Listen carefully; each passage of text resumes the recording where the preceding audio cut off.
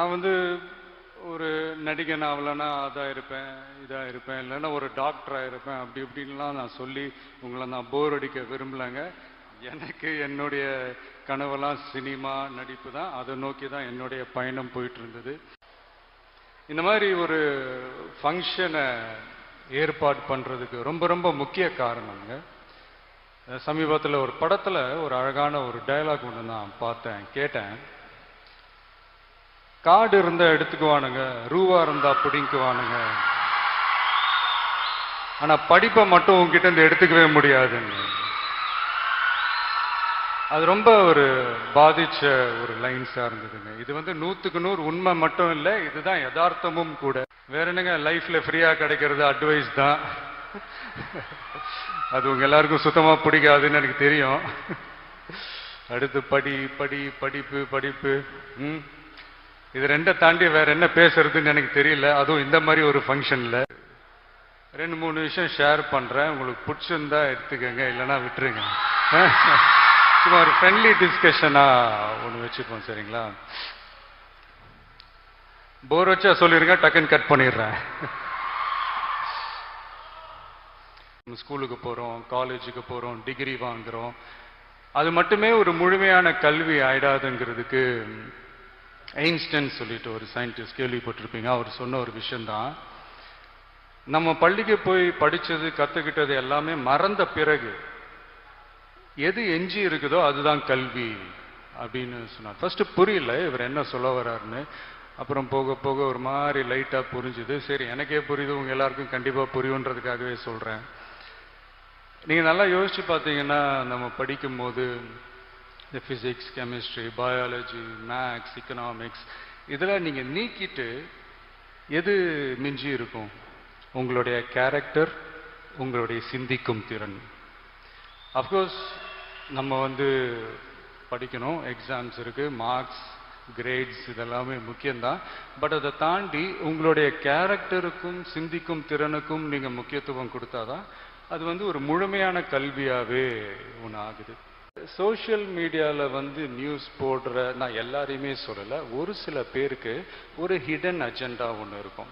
ஒரு கவர்ச்சிகரமான ஒரு தகவல்கள் மூலமா நம்ம அட்டென்ஷனை எடுத்துக்கலாம் அப்படின்றதுக்காக சிலதெல்லாம் நடக்கும். அதை நீங்க தான் அனலைஸ் பண்ணணும். எதை எடுத்துக்கலாம், எதை விட்டுறலாம், எதை நம்பலாம், நம்ப வேணாம், எது உண்மை பொய்.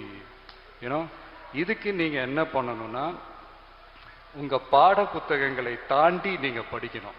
ரைட், உங்க மைண்ட் வாய்ஸ் எனக்கு கேட்குது. நீ எல்லாம் பெரிய படிக்கிற, நீ எல்லாம் வந்து அட்வைஸ் பண்ண வந்துட்டு அதானே கேட்டுருச்சு.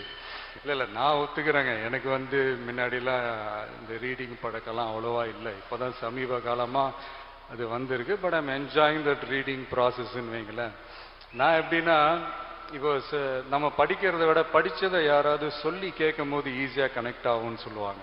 நான் அந்த கேட்டகரி. இப்போ நம்ம படம் கதை சொல்ல வரும்போது கூட நிறைய பேர் இவ்வளோ பெரிய ஒரு பவுண்டட் ஸ்கிரிப்ட்லாம் கொண்டு வந்து படிங்க அப்படின்னா, இல்லை நமக்கால செட் ஆகாது, நீங்கள் சொல்லுங்கள், எனக்கு ஈஸியாக கனெக்ட் ஆகும்னு சொல்லுவேன்.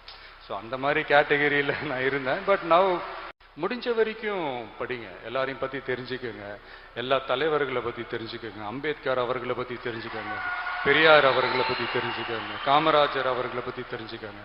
நல்ல நல்ல விஷயத்தை எடுத்துக்கோங்க, மற்றதை விட்டுருங்க. அவ்வளோதான். இதுதான் வந்து இன்னைக்கு உங்கள் டேக் ஹோம் மெசேஜ், சரிங்களா? இது நிறைய பேர் சொல்லி ஒன்று கேள்விப்பட்டிருப்பீங்க, உன் நண்பனை பற்றி சொல்லு, நான் உன்னை பற்றி சொல்கிறேன்னு. எனக்கு தெரிஞ்சு இப்போ அதெல்லாம் மாறிடுச்சுன்னு நினைக்கிறேன்.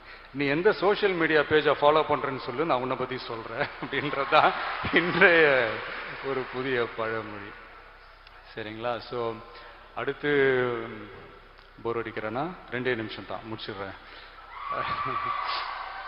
இப்போ அடுத்து நீங்கள் தாங்க நாளைய வாக்காளர்கள்.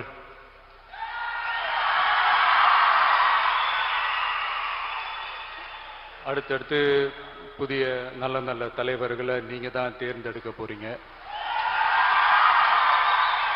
ஆனா பாருங்க, நம்ம விரலை வச்சு நம்ம கண்ணையை குத்துறதுன்னு கேள்விப்பட்டிருக்கிறீங்களா? அதுதான் இப்ப நடந்துட்டு இருக்கு. அதுதான் இப்ப நாமளும் செஞ்சிட்டு இருக்கிறோம். இது இந்த காசு வாங்கிட்டு ஓட்டு போடுறது. இந்த வருஷத்துல வரப்போற ஃபர்ஸ்ட் டைம் ஓட்டர்ஸா வரப்போறீங்க. ஸோ இதை நான் ஏன் இதை கனெக்ட் பண்ணி சொல்றேன்னா, இது எப்போ நடக்குதோ அப்பதான் உங்களுடைய அந்த கல்வி முறையே வந்து ஒரு ஒரு முழுமை அடைஞ்சதா நம்ம எடுத்துக்கலாங்க. Facebook, Instagram complete it's a waste of time. உங்களுக்கு மேபி எங்களுக்கு தேவைப்படலாம், உங்களுக்கு அது வேஸ்ட் ஆஃப் டைம். முடிஞ்ச வரைக்கும் கான்சியஸாக அவே ஃப்ரம் செல்ஃப். என்னுடைய வாழ்க்கை அனுபவத்தில் சில விஷயங்கள் உங்களுக்கு சொல்ல வேண்டும் என்பதற்காக, எதுவுமே லைஃப்ல சுலபமாக கிடைக்கக்கூடாது.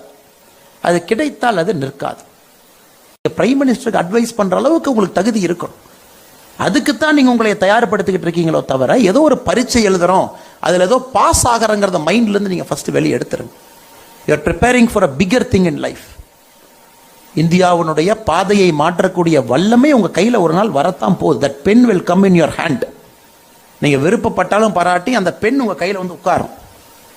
உங்களுடைய கையெழுத்து வந்து அந்த விலை மதிப்பில்லாத அந்த கையெழுத்துக்காக அந்த பேப்பர் காத்துக்கிட்டு இருக்கும். வண்டி இந்த பக்கம் போகணுமா, வண்டி அந்த பக்கம் போகணுமா, நீங்க போடுற கையெழுத்துல அது இருக்கு. என்ன பாலிசி டெசிஷன் எடுக்கணும், செய்யணுமா செய்யக்கூடாது. அதனால் நீங்க ஒரு நாள் கஷ்டம் வரும்போது யோசிச்சுங்க. இது அனைத்தும் உங்களுக்கு நடப்பது ஏதோ ஒரு காரணத்திற்காக ஆண்டவன் உங்களை ஒரு இடத்துல அமர வைக்க போறான். அதற்காக இந்த கஷ்டத்தை நீங்க பார்க்கணும். பார்க்கும் பொழுது மட்டும்தான் பக்குவப்படுவீர்கள். பக்குவப்பட்டால் மட்டும்தான் உண்மையான மனிதம் என்பது வெளியே வரும். அது வெளியே வந்தா தான் மேஜிக். நாளைக்கு இங்க இருக்கக்கூடிய யாரோ ஒரு குழந்தை நிச்சயமாக 30-40 ஆண்டுகள் கழித்து இந்தியாவில் ஒரு ரிலையன்ஸ்லயோ ஒரு அதானியோ பீட் பண்ணி மிகப்பெரிய நிறுவனத்தினுடைய முதலாளியா வரலாம்.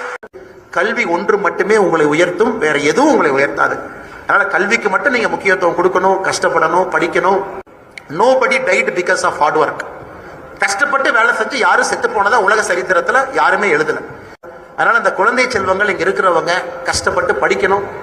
ஏன்னா எல்லோருடைய எதிர்பார்ப்பு உங்க மேல இருக்கு. ஒரு எந்த மனிதனுக்கு வயிற்றுல பசி தெரியுதோ அந்த மனிதன் மட்டுமே சமுதாயத்தை மாற்றுவான். உங்களுக்கு வயிற்றுல பசி இருக்கு. அதிக பணம் கொடுத்து ஒரு கல்வியை படித்தால் மட்டும்தான் அது தரமான கல்வி என்கின்ற தப்பான எண்ணம் நம்முடைய மனசுல இருக்கு. ஆனா இங்க இருக்கக்கூடிய குழந்தைகள் உண்மையான வயிற்று பசியில் இருக்கிறாங்க. சாதிக்க வேண்டும் என்கின்ற வெறியில் அந்த குழந்தைகள் இருக்கிறாங்க.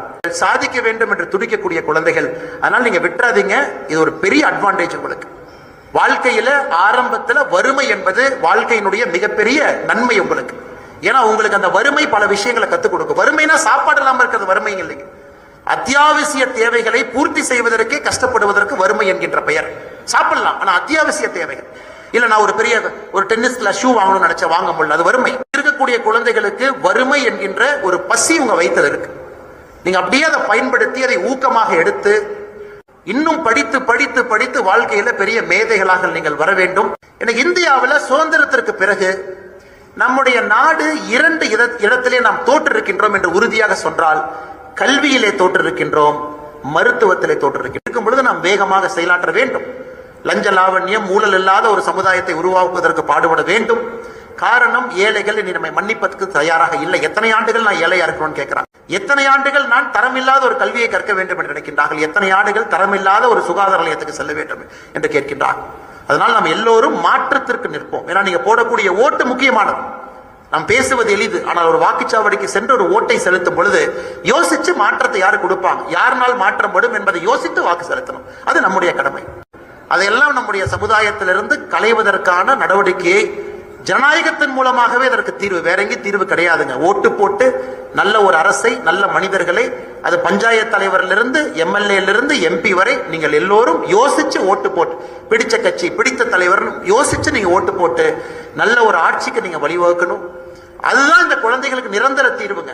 இன்னும் ஒரு 50 ஆண்டுகள் கழிச்சாவது இந்தியாவுடைய மாடலை பாருங்க, இந்தியாவில் என்ன பண்றாங்கன்னு பாருங்க அப்படின்னு மேலை நாடுகள் பேசும் அளவுக்கு அதை கொண்டு வருவதற்கான முயற்சியில் நாம் இறங்கணும். அது நம்ம எல்லோருடைய பொறுப்பு. மேடையில் இருக்கிறவங்க பொறுப்பு, மேடை கீழே இருக்கிறவங்க பொறுப்பு, பத்திரிகையாளர் பொறுப்பு, வெளியே இருக்கிறவங்க பொறுப்பு, கேட்கறவங்க பொறுப்பு, யூடியூப்ல பாக்குறவங்க பொறுப்பு, டிவியில பாக்குறவங்க பொறுப்பு. எல்லாம் யாருமே எஸ்கேப் ஆக முடியாதுங்க. எல்லோருடைய பொறுப்பும் தான்.